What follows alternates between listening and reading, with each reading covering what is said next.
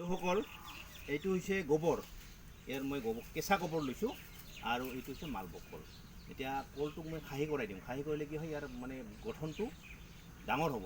Naturally মানে যিখিনি হয় তাতকৈ এইটো ডাঙৰ হ'ব। এতিয়া কাটি পেলাই গোবৰটো ইয়াত বান্ধি দিব লাগে। এয়া মই এইটো কাটি দিছোঁ আৰু লগে লগে ইয়াত কি কৰিব লাগিব, এই আঠাখিনি নলোৱাৰ আগতে এই কেঁচা গোবৰটো এনেকৈ আমি প্লাষ্টিকত বান্ধি লৈছোঁ আৰু এইটো ইয়াত মুখটোত লগাই পেলাই টোপোলা এটা বান্ধি দিলে ইয়াক খাহী কৰা হৈ গ'ল।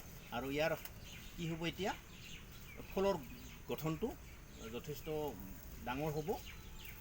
নেচাৰেলি আমি যিখিনি পাওঁ কলটোক গঠন, সেইটোতকৈ ইয়াৰ বাৰণটো বেছি হ'ব। আৰু ইয়াতে হিচাপ এটা আছে, এই কলটো যেতিয়া আমাৰ ওলাবলৈ মানে সম্পূৰ্ণ হৈছে, তাৰ পৰা 1 2 3 4 5 6 7 8 9 10 11 12 13 14 15 16 17 দিন বা 20 দিনৰ ভিতৰত এইটো কাটিলে ইয়াৰ বৃদ্ধিটো, ফুলৰ বাৰণটো বেছি হ'ব। এইখিনি আপোনালোকে কৰিব, অন্ততঃ মালভোগ কলৰ ক্ষেত্ৰত এনেকৈ কৰিব। যিকোনো কলৰ ক্ষেত্ৰতো কৰিব পাৰে, কিন্তু মালভোগ কলটো খুব ভাল হয়। বাছ।